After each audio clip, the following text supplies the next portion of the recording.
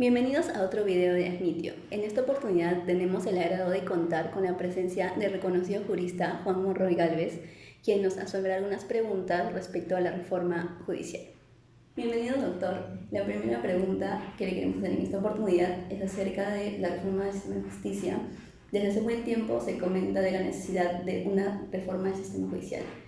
¿Cómo considera que debería ser una reforma de justicia? Si cada jurista que cree que tiene la solución para el tema de la crisis del sistema judicial le cayera una maldición, este sería un pueblo de juristas malditos, ¿no? Todos se refieren a ella, todos proponen reformas, pero si estas no ocurren, no creo que sean por falta de originalidad, sino por una razón esencial.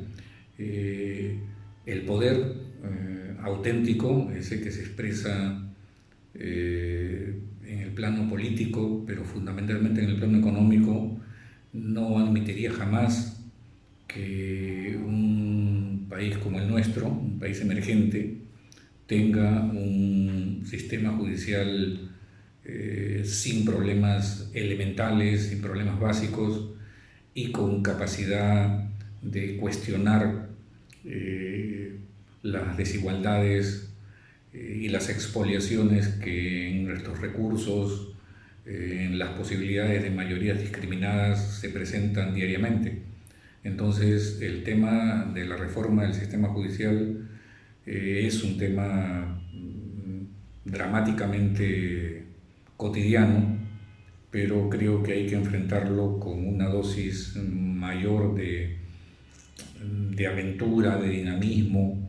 Es una tragedia de la cual podemos hablar mucho, pero la 11ª tesis de Marx sobre Feuerbach recomendaba que los filósofos no solo interpretaran el mundo, sino que lo transformaran. Y creo que ese es el punto de partida de una auténtica reforma judicial, indispensable, pero aún en estado vegetativo en sede nacional. ¿Qué rol juega la independencia judicial en el proceso de reforma? Toda reforma judicial tiene un presupuesto y es la existencia de un juez que no esté limitado en su capacidad de resolver un conflicto por factores internos, es decir, sus superiores, por ejemplo, o por factores externos, como alguna otra manifestación del poder político. Así que la respuesta a esta pregunta es dramáticamente esencial. La esencia de una reforma judicial es un juez que auténticamente administre el sistema, lo planifique, no diré solo para que no se arguya que es un gobierno de los jueces, pero que fundamentalmente conduzca el sistema, porque es bien difícil que alguien distinto a él sea sensible a sus limitaciones, a sus necesidades. Por eso es tan dramático e irónico que todos conversan sobre la necesidad de tener cuanto antes una Junta Nacional de Justicia, sin darse cuenta que esta, una vez que se nombre, va a ser tan absurda como podría ser un payaso en un velorio, ¿no? Porque no hay un solo representante activo de los jueces en la Junta Nacional, cuando, por ejemplo, en el Consejo Superior de la Magistratura italiano, los 2/3 de sus conformantes son jueces en actividad. Pero en fin, yo no sé si esta defección de la ley es solo ignorancia, a mí me parece que no. Creo que es un interés deliberado de marginar al juez, de considerarlo inepto para conducir su propia organización. Y eso es tan malo que es el punto de partida de la afectación a su independencia. Entonces esta pseudo reforma se nota sus limitaciones cuando margina al juez de la organización del cambio, ¿no? Como de conocimiento, se conformó una comisión especial para la conformación para la elección de los nuevos miembros de la Junta Nacional de Justicia, pero ya se ha tenido un fracaso eleccionario en saber.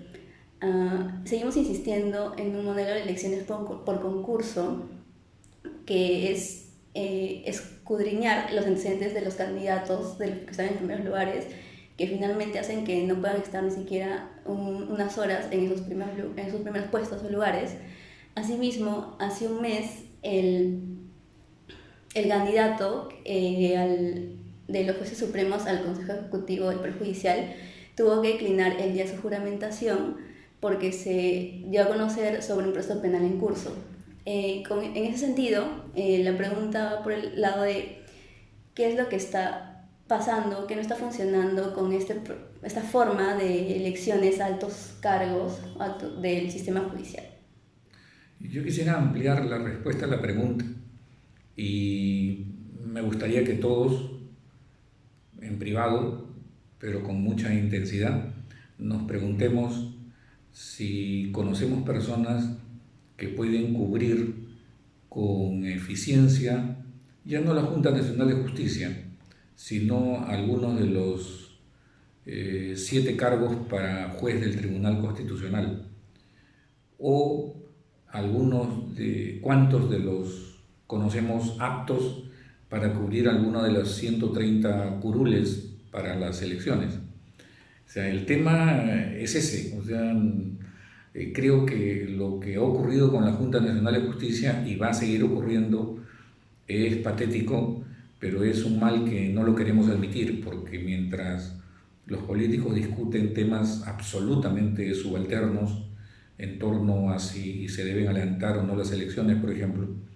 lo que es dramáticamente real es que si tuviéramos que hacer las elecciones la próxima semana o dentro de 5 años, no dentro de 2, seguiríamos sin tener personas a quien elegir. O sea, eso es lo dramático de lo que ocurre con la Junta Nacional de Justicia. A mí me encantaría decir que alguno de los propuestos tiene un trabajo sobre reforma judicial, si no es enjundioso, por lo menos sereno, perspicaz, importante, y por lo tanto debo augurar que una vez que esté en el cargo va a producir un cambio. Pero todo esto que estoy diciendo es literatura fantástica, eso no ocurre. No lo son, no lo va a haber, porque además nadie va a desprogramar su vida para entrar a una institución, estar 5 años y luego salirse y quedarse en el aire. Es decir, todo el diseño de las personas que se quieren, que se necesitan, está mal hecho. Entonces, seguimos siendo una utopía lejana o un asunto pendiente, todo el tema de la reforma judicial. ¿Sí? Finalmente, hemos entendido que el Poder Judicial está visto peor que antes. En ese sentido, quisiéramos saber cuál es el mensaje que le daría a los estudiantes de Derecho, sobre todo aquellos que aspiran a lograr un cargo como juez o fiscales en el Perú.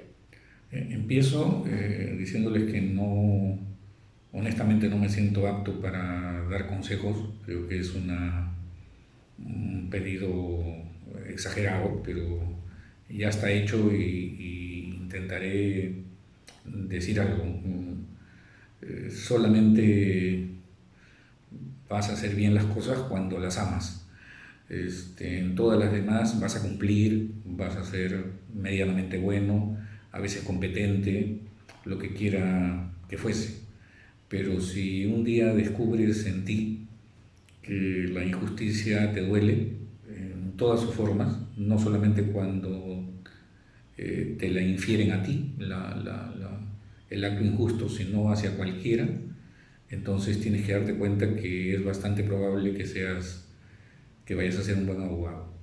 Y sí, en un grado de despersonalización y de creencia suprema en el otro, entre comillas, en el otro, adviertes que te importa muchísimo los dramas de discriminación, de injusticia, de desigualdad que vives y no lo soportas, tenlo por seguro que es absolutamente imposible que puedas ser algo mejor en tu vida que no sea juez. La Constitución, de la cual me imagino que te estarán hartando ahí en la universidad, haciéndotela aprender y diciendo que está en todos sitios y todo lo demás, en el fondo simplemente es una utopía social, es lo que queremos alcanzar. Y esa utopía social está formada por valores. Y se presume, y en esto sí no creo, que el ordenamiento jurídico de un país recoge los valores que están presentes en la Constitución. Yo no estoy seguro que los recoja, pero en todo caso, sí me interesa un juez que, al margen de si los valores están o no en el ordenamiento jurídico, él los conoce, él los trasciende y él los hace vivir. Entonces, cuando un juez no es un juez únicamente del ordenamiento jurídico, sino es un juez de los valores de su sociedad, tiene que saber necesariamente qué es el tipo de abogado, el tipo de profesional del derecho que este país surge. Y finalmente, te puede parecer exagerado esto, pero es absolutamente imposible, siendo abogado, ser algo mejor que juez. Eso sí estoy absolutamente seguro. Te acercas a la felicidad, pero la felicidad plena es este sacrificio, este apostolado que significa decir derecho en el sentido más trascendente del concepto.